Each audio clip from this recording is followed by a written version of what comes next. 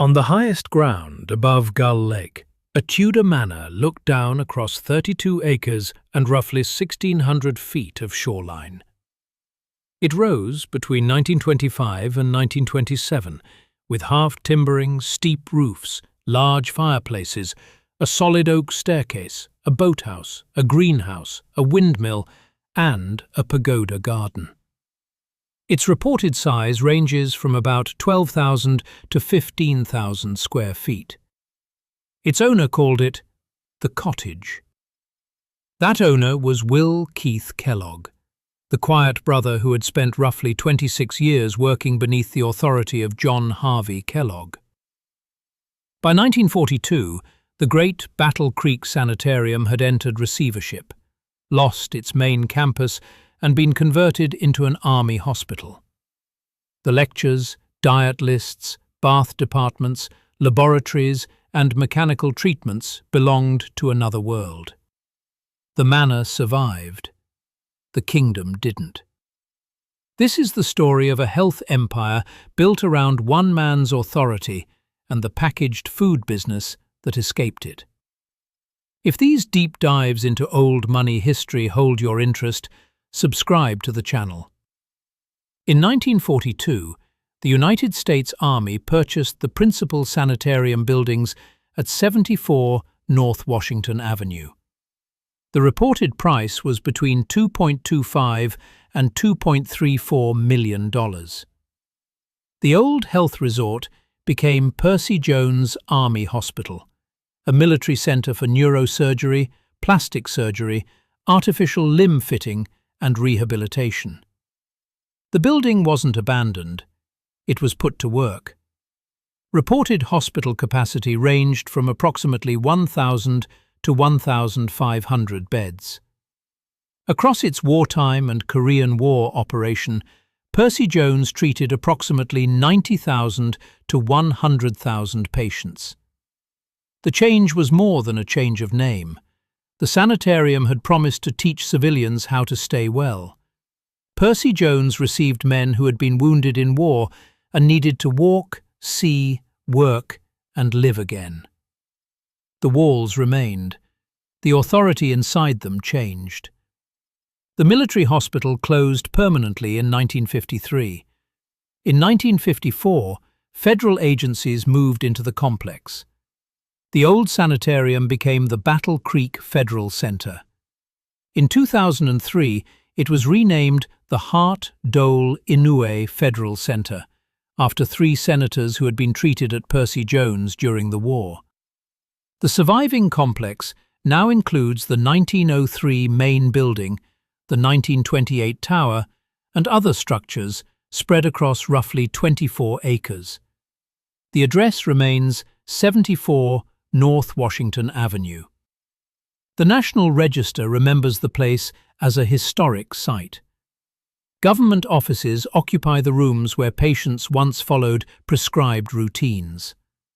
Another sanitarium-linked operation survived elsewhere in Battle Creek.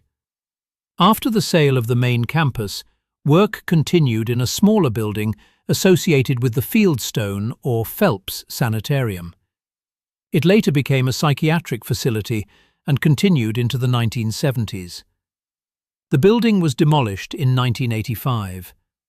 So 1942 wasn't the instant disappearance of every sanitarium activity. It was the end of the grand civilian health resort at its principal address. The old purpose was gone. The buildings had found another one. To understand why, Battle Creek must be entered before the tower, before the army, before the collapse. On the 5th September 1866, the Western Health Reform Institute opened in Battle Creek, Michigan. It occupied a former farmhouse, according to one institutional history. The opening staff consisted of 2 doctors, 2 bath attendants, 1 untrained nurse, and several helpers. There was 1 patient. The stated capacity was 12. The institution grew from Seventh-day Adventist health reform principles. Vegetarian or near-vegetarian food, water treatments, exercise, fresh air, sleep, temperance, instruction in personal care. It wasn't yet a kingdom. It was a small experiment with a religious purpose. The institute was legally incorporated on the 9th April 1867. In 1876, a 24-year-old physician named John Harvey Kellogg became its superintendent or medical director. The institution was renamed the Medical and Surgical Sanitarium in 1876 or 1877. By 1877, Battle Creek Sanitarium had become its principal public name. John Harvey liked language that could carry a movement. He popularized sanitarium as a variation on sanatorium and described the place as a place where people learn to stay well. The phrase moved the institution away from the image of a hospital for the hopelessly ill. A sanitarium was a school, a resort, a laboratory, and a theatre of self-discipline.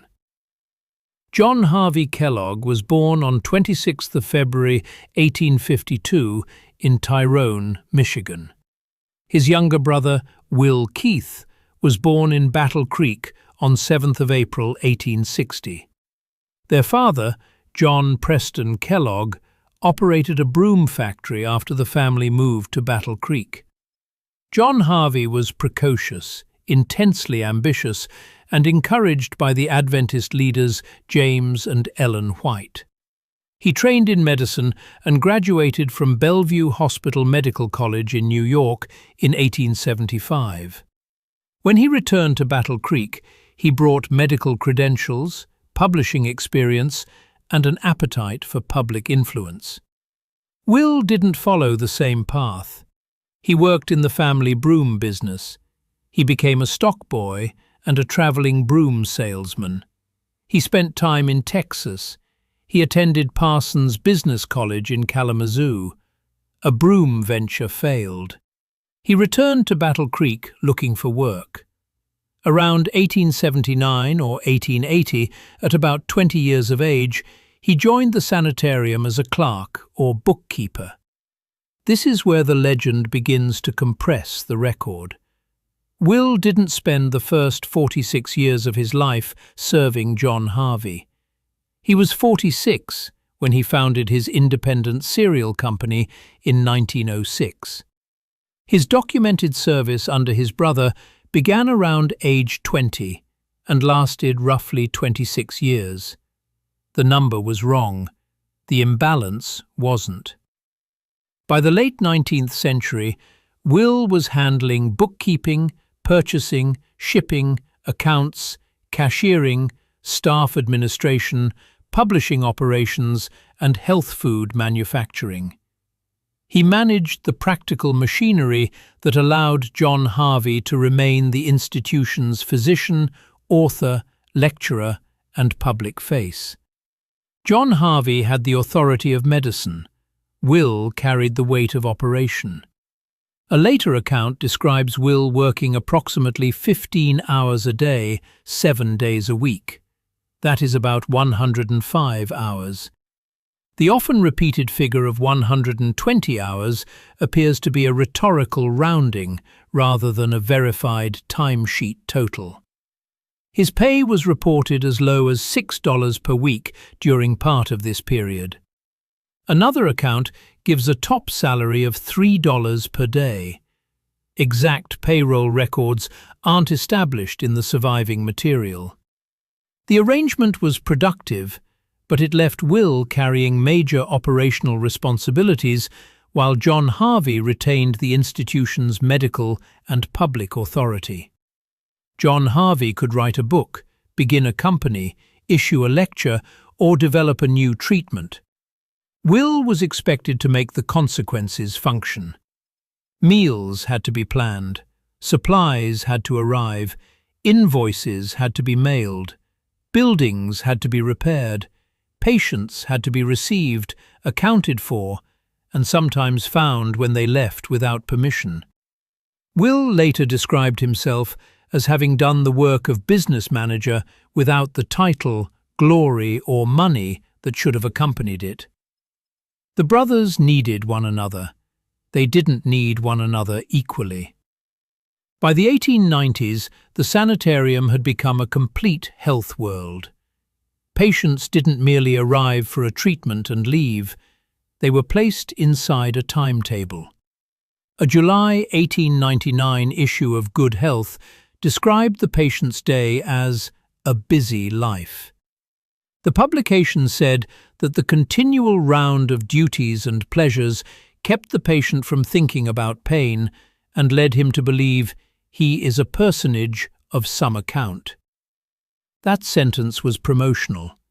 It was also revealing. The sanitarium didn't sell idleness. It sold organized attention.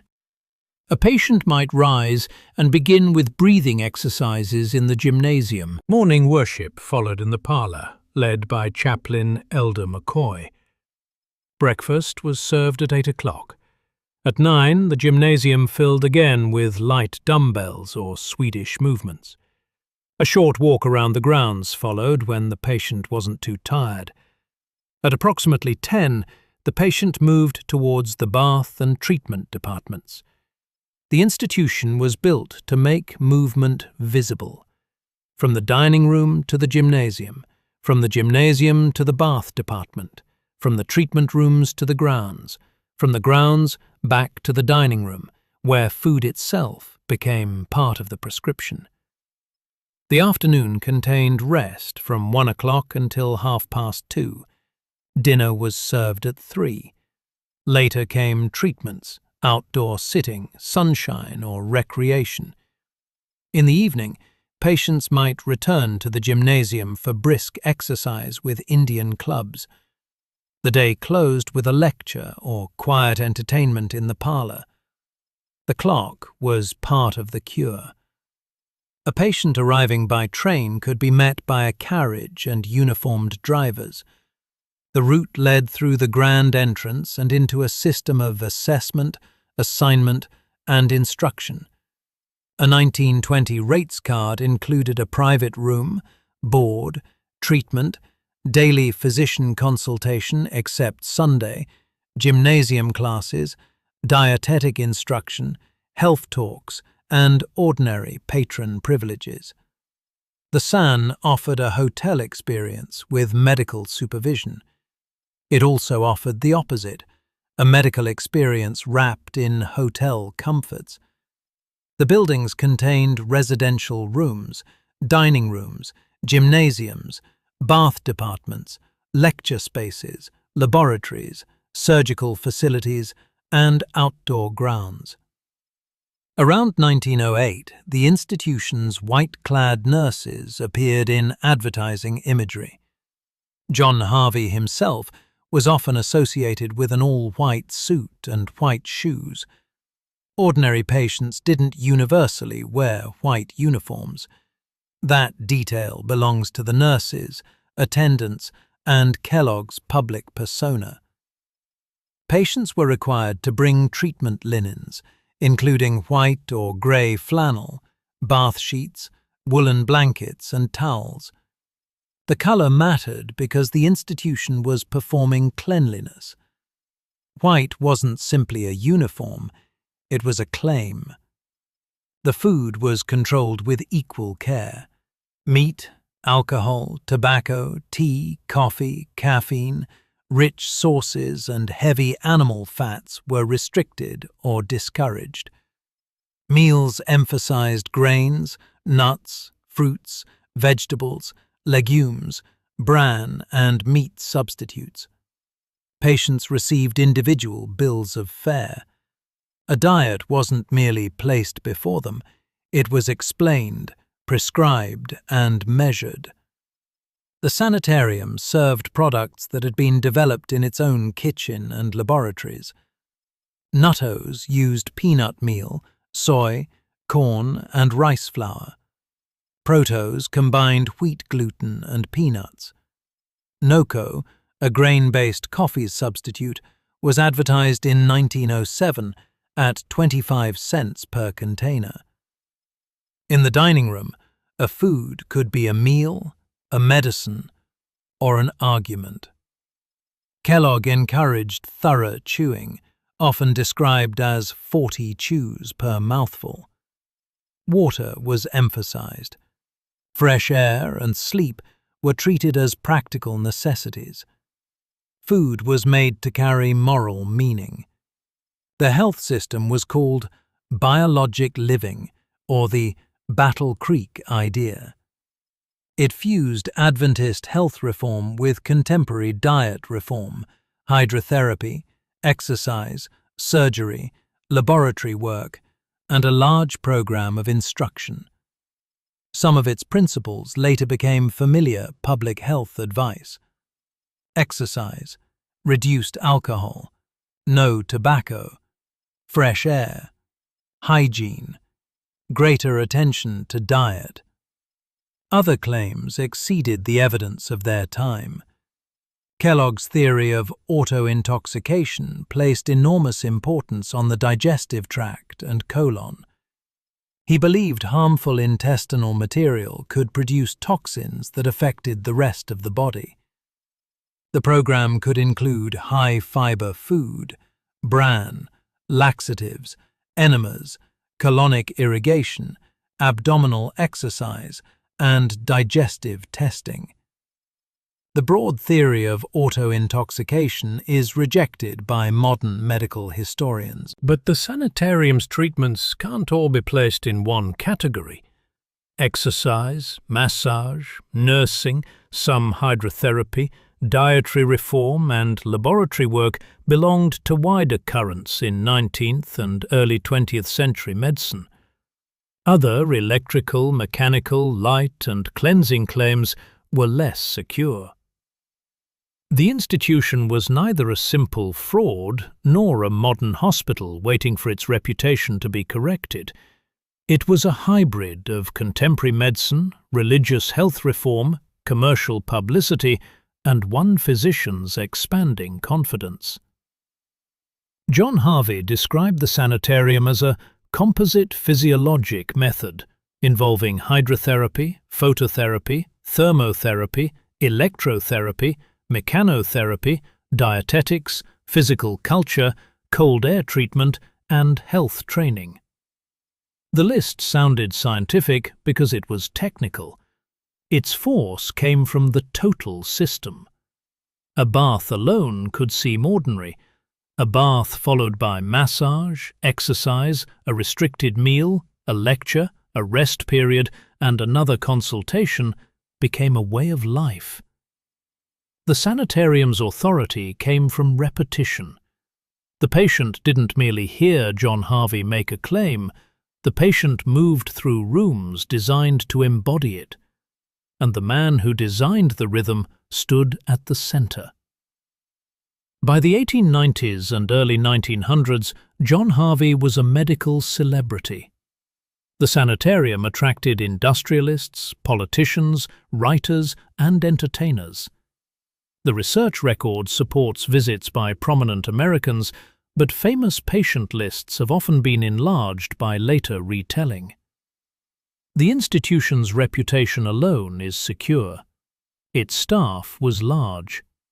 John Harvey stated that the number employed was never less than 800 and could rise above 1,000 in the busiest season.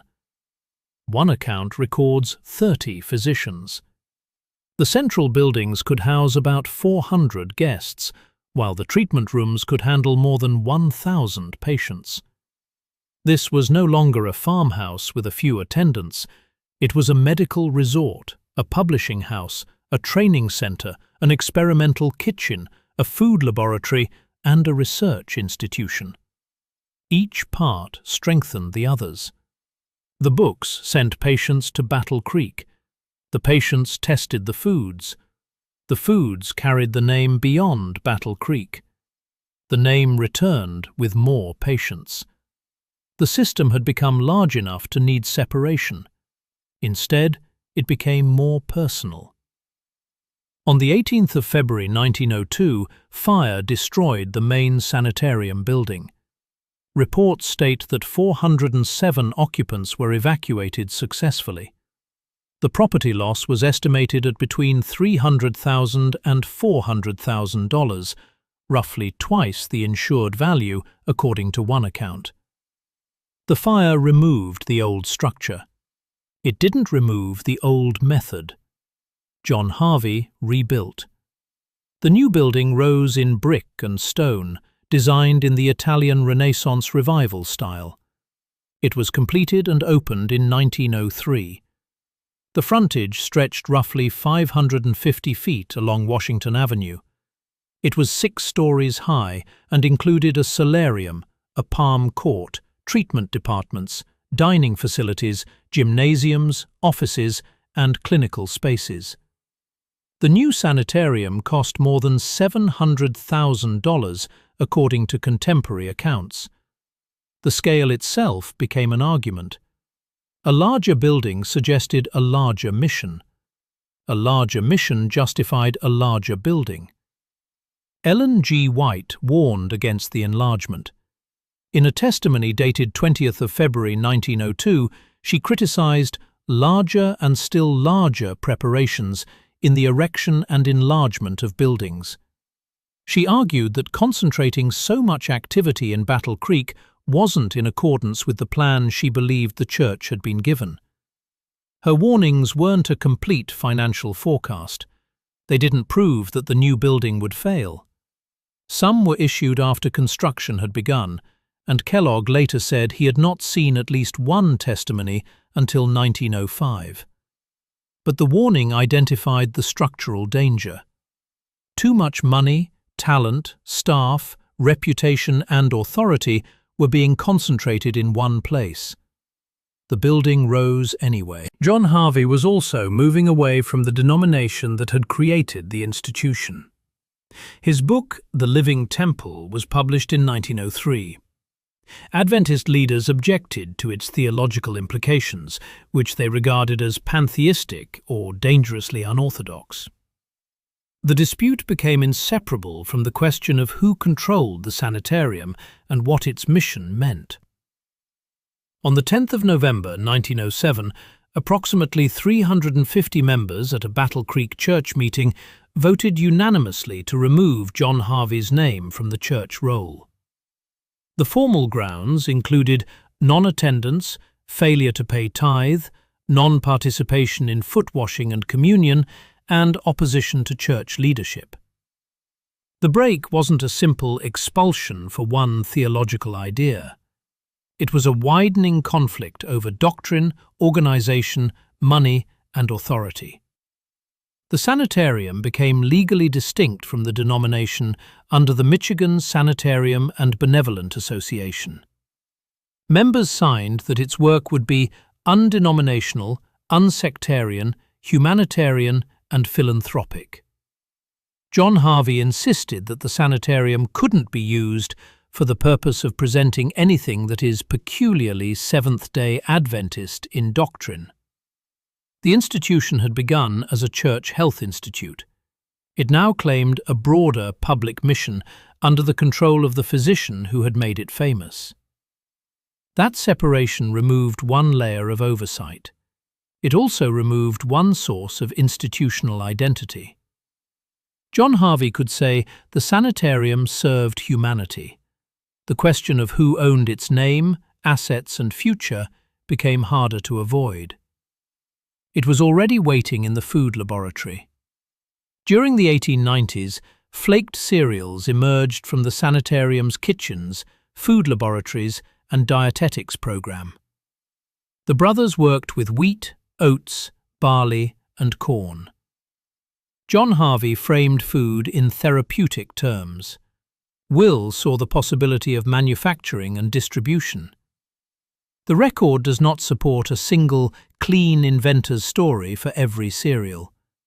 The work involved both brothers, sanitarium staff, earlier food reformers, and the wider Battle Creek health food economy. The important difference wasn't one accidental flake.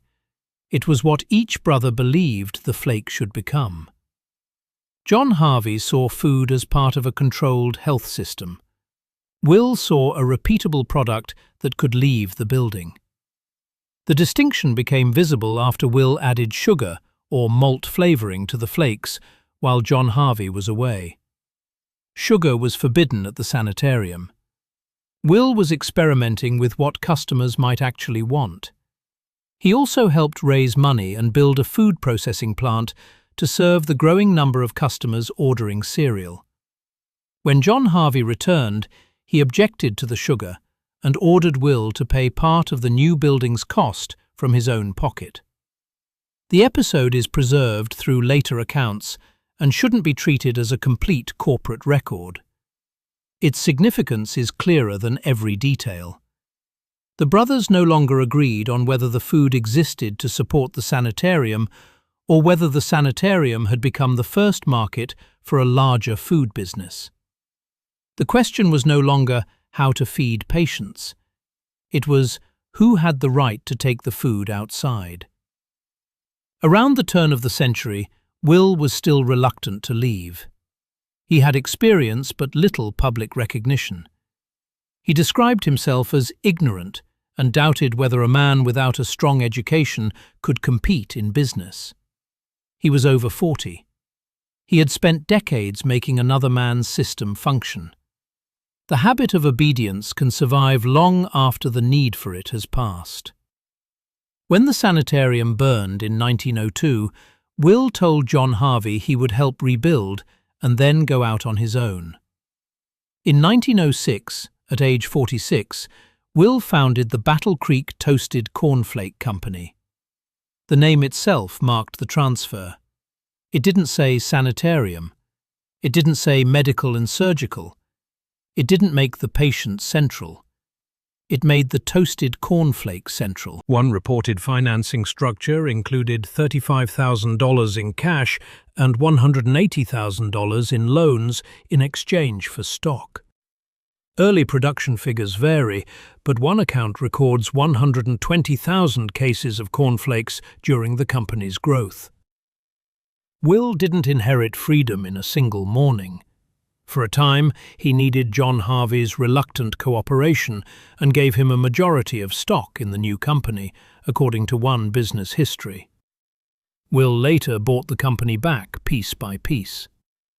The new venture carried the Kellogg name, but it operated on different terms. It didn't require a patient to remain in Battle Creek for a week. It didn't need a physician to supervise every serving. It could be manufactured, advertised, shipped, and purchased again. The sanitarium had rooms, the cereal company had cases. That difference would decide the future. Will tested the market and found that cornflakes performed better than the other varieties. He was too small to diversify, so he concentrated on one product. He spent heavily on advertising. Grocers didn't always carry the product, so the company offered coupons and free samples, asking households to persuade local shops to stock the cereal. In October 1906, similar advertisements appeared in 17 magazines with a reported readership of more than 6 million. The phrase, "The original has this signature, W.K. Kellogg," became part of the campaign. The signature wasn't merely a personal flourish. It separated Will's company from his brother, the sanitarium, and the imitators already entering the market.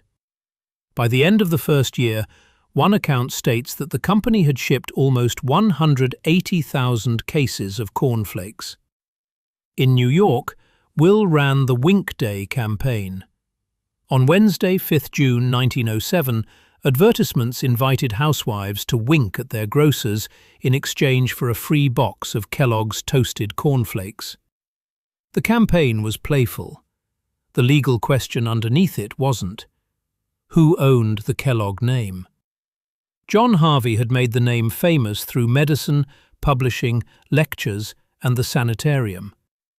Will had built a company that turned the name into a packaged commercial identity. The brothers' conflict had begun as a division of labor. It was becoming a dispute over property. Around 1910, litigation began over the use of Kellogg in cereal branding. These disputes weren't identical to the earlier Adventist theological conflict. They weren't identical to the federal antitrust case that followed. In 1912, the United States Department of Justice brought an antitrust action against the Kellogg Toasted Cornflake Company. The case concerned price maintenance practices. In 1915, a final judgment barred the company and Will from imposing fixed retail prices through patented cartons. That case was about the market. The brotherly dispute was about identity. John Harvey operated food businesses under names including the Kellogg Food Company. Will marketed products under names including Kellogg's Cornflakes. The same surname carried two different promises. One promised a health regime under medical supervision. The other promised a breakfast product available through a grocer. In 1920, the Michigan Supreme Court decided Kellogg versus Kellogg Toasted Cornflake Company. The court recognized Will's cereal company as having primary or exclusive rights to use Kellogg's as a trade name for prepared cereal foods. John Harvey's company received limited permission to use the name as a manufacturer under the legal summaries available. The result didn't erase John Harvey's contribution to the sanitarium. It didn't settle every question about who developed every flaked product. It did something narrower and more powerful. It attached the commercial Kellogg name to Will's company. The word had changed hands. The sanitarium continued to attract patients and public attention.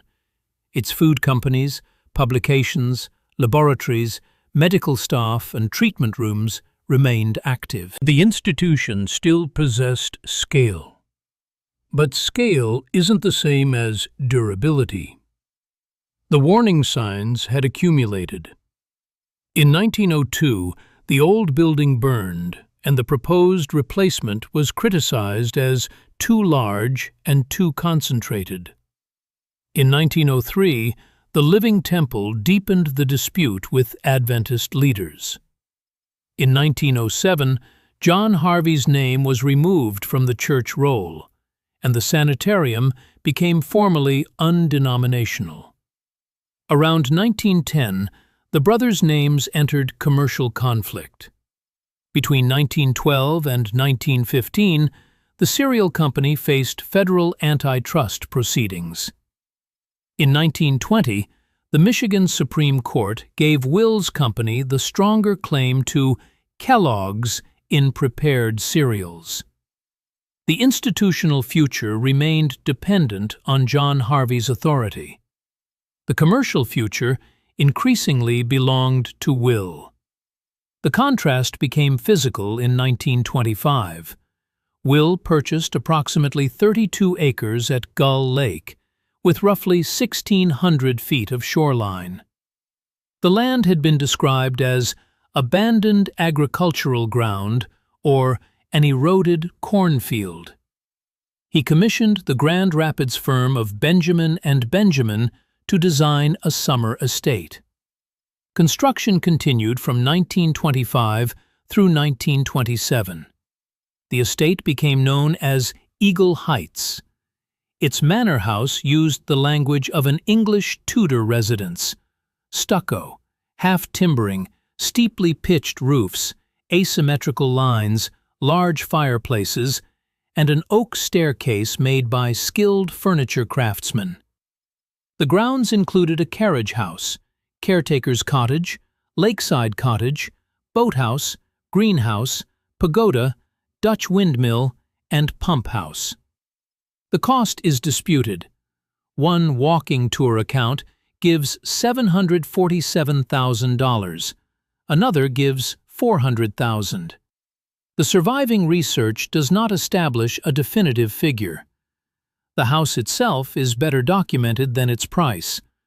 Will and his second wife, Dr. Carrie Staines Kellogg, used it as a summer residence. An institutional history says they occupied it for approximately 14 summers. The manor later became a retreat for the Kellogg grandchildren. The same history states that Will affectionately called the manor house the cottage. The word wasn't a contemporary letter in the surviving record. Tourism accounts use more cautious language, saying he may have referred to it that way. The estate also contained 2 buildings formerly named cottages. Still, the tradition endures because it expresses something precise about scale and power. A man who had once been a poorly recognized administrator could build an English Tudor manor over the lake and call it a cottage. The house was Will's private proof of arrival.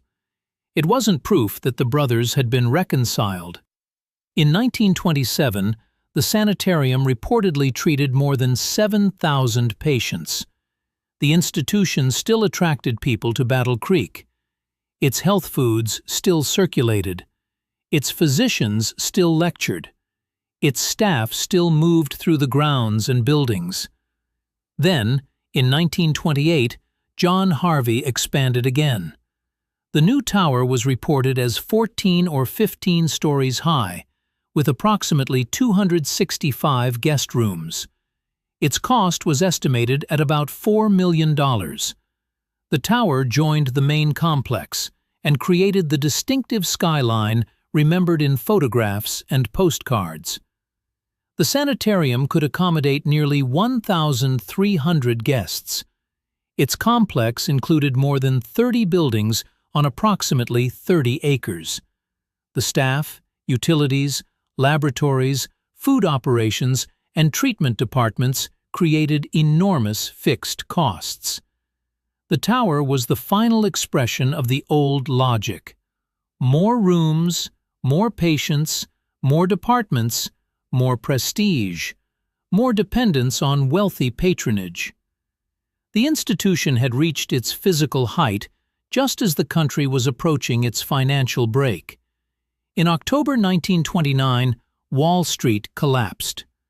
The Great Depression reduced the number of wealthy patients who could afford an extended stay at Battle Creek.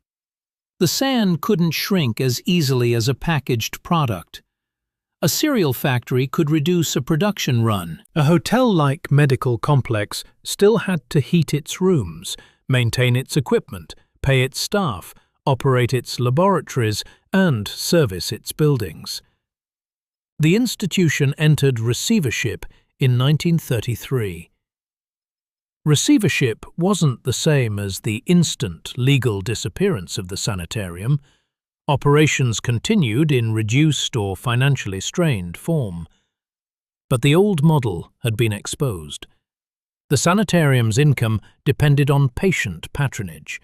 Its costs were tied to buildings and staff. Its authority was concentrated in John Harvey Kellogg. The company Will had built faced a different problem. It needed advertising, distribution, factories, and brand protection. Those could be adjusted, expanded, or moved. The product didn't have to remain in the room where it had been invented. In 1930, Will established the W.K. Kellogg Foundation, using profits from the cereal business. His money now supported a separate institutional and philanthropic base. The brothers' fortunes had fully diverged. Will's wealth moved into a company and then into a foundation. John Harvey's authority remained attached to the sanitarium and its diminishing network of buildings. The institution reorganized in 1938 under the name Battle Creek Sanitarium and Benevolent Association.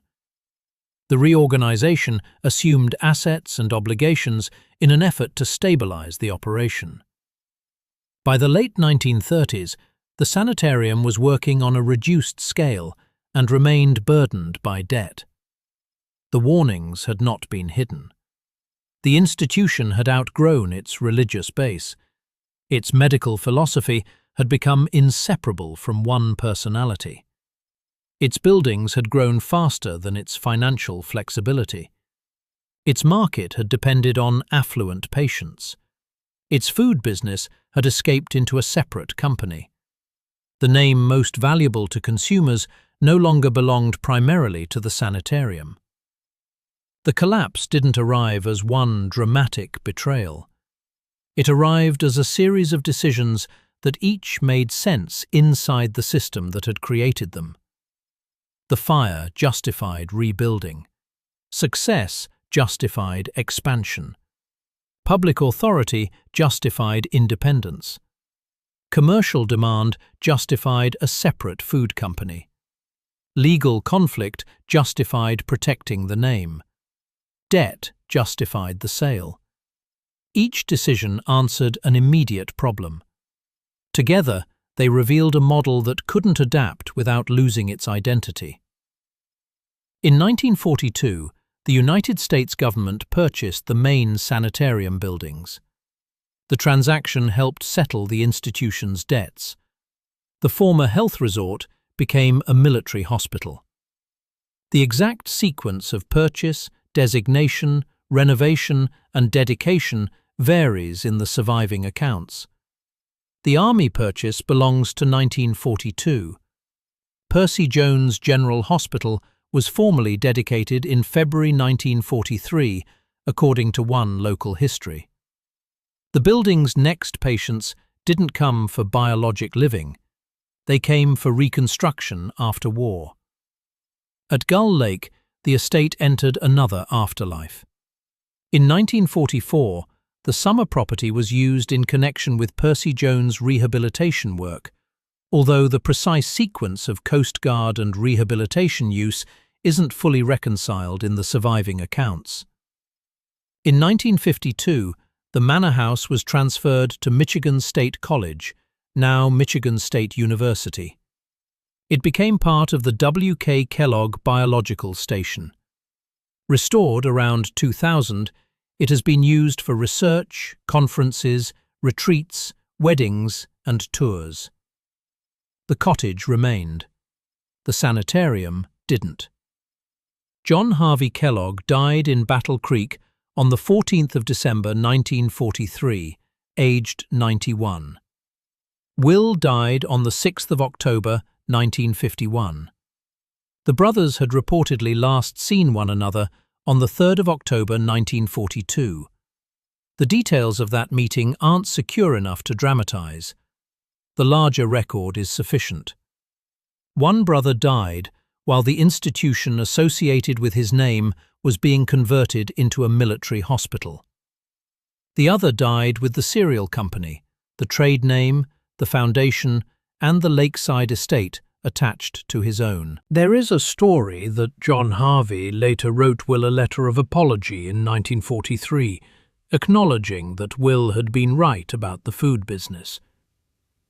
The surviving material supplied for this account comes through a later business history and includes the claim that a secretary refused to mail the letter because she thought it demeaned John Harvey. That story remains disputed and shouldn't carry the history. No secure conclusion depends on whether the letter was written, withheld, or delivered. The legal record is stronger than the apology legend. In 1920, the Michigan Supreme Court gave Will's cereal company the principal right to the Kellogg's trade name in prepared cereals. In 1933, the sanitarium entered receivership. In 1942, the Army purchased the main campus. The name survived in the marketplace. The institution didn't. The public memory of Battle Creek often begins with a breakfast box. That is understandable. Cornflakes entered homes in a form stripped of the rooms, schedules, lectures, and arguments that produced them. A box does not ask its customer to attend morning worship. It does not require a bath at 10 o'clock. It does not prescribe a walk, a rest period, or a dietetic consultation. It can be stored, shipped, advertised, and eaten far from Michigan. That portability was the decisive advantage. The sanitarium sold a complete experience. Its value depended on location, staff, buildings, equipment, and authority. The cereal company sold a repeatable object. Its value travelled through packaging, distribution, advertising, and the name secured by Will's company. One model needed the institution to remain present. The other turned the institution into an origin story. There is a temptation to treat John Harvey as the eccentric physician and Will as the practical businessman, as though one brother represented error and the other represented reason. The evidence does not support such a simple division. John Harvey helped transform a 12-patient institute into a major medical and wellness centre. He promoted exercise, hygiene, plant-heavy diets, abstinence from tobacco and alcohol, laboratory investigation, nursing education, and public health instruction. He also attached the institution to theories and moral claims that later became difficult to defend. Will wasn't merely an innocent servant waiting to be liberated. His company used aggressive advertising, pursued legal control of the name, and built a commercial empire from a health food environment whose labour and reputation had been shared. The brothers built different futures from the same place. John Harvey's gift was synthesis. He could bring diet, medicine, exercise, religion, publishing, and spectacle into one total system. That same instinct made the sanitarium depend on one central interpreter. Will's gift was separation. He could take one part of the system, standardize it, package it, and move it beyond the building. That separation allowed the product business to survive the breakdown of the family arrangement. The genius and the vulnerability were related. The sanitarium's routines made the place powerful. They also made it expensive. Its public authority made it famous. It also made succession difficult. Its buildings gave the system grandeur. They also fixed its costs in stone. The decisive mechanism wasn't simply that the brothers quarrelled. It was that the clinic's authority remained personal while the cereal business became transferable. A patient at the San entered John Harvey's world. The patient received a program, a meal, a treatment, a lecture, and a timetable shaped by the physician's system. The institution could function only so long as that system remained credible, funded, and controlled. A customer buying cornflakes needed no personal relationship with either brother. The package carried the brand. The factory carried the labour. The distribution network carried the product. The legal decision carried the name. The product escaped the kingdom because it no longer required the king. The old main campus now survives as the Hart Dole Inoue Federal Center. The 1903 building remains. The 1928 tower remains. The power plant, workshops, and storage buildings remain within the federal complex. The site is protected as a historic place, but it isn't a working sanitarium. The former Fieldstone building is gone. The smaller successor's later psychiatric use belongs to local memory and scattered records, not to a grand surviving facade. At Gull Lake, Will's manor house remains part of a biological research station. The Tudor roofs, oak staircase, shoreline, and surrounding buildings have outlived the business dispute that helped make the estate possible. The fortune wasn't preserved in one form. It divided. Some of it became a federal workplace. Some became a military medical legacy. Some became a university research property. Some became a foundation. Some became a breakfast brand repeated across generations. That is the honest balance of the story. The sanitarium offered real instruction, disciplined routines, and several ideas that later entered ordinary health advice. It also sold confidence beyond what every treatment could bear and concentrated too much authority in one man. The cereal business carried forward useful parts of that world, but it did so by removing the patient, the building, and the personal hierarchy from the transaction. The fortune was judged by what it could leave behind. John Harvey left a system that was difficult to separate from himself. Will left a product that could be separated from him almost completely. The old rooms needed a successor. The box needed only a customer. A viewer once wrote that they would never look at a box of cornflakes the same way again. That response isn't evidence of a treatment, an invention, or a legal claim. It's evidence of what happens when an ordinary object is returned to its hidden setting. Behind the flakes were kitchens, ledgers, treatment rooms, advertisements, lawsuits, and a brother who spent years making another man's institution function. Behind the institution was a personality that couldn't be reproduced. And beside the lake, the manor still answers to its old name, the cottage. The word now carries the whole contradiction. A vast private house built by the brother who escaped the sanitarium. A modest name attached to an immense inheritance. A physical remnant of success that can't reconcile the arrangement that made success possible. The sanitarium was built to teach people how to stay well. It couldn't teach itself how to survive its founder, its debts, or the separation of the brothers who made it work. The building remains, the brand endures. The kingdom is gone.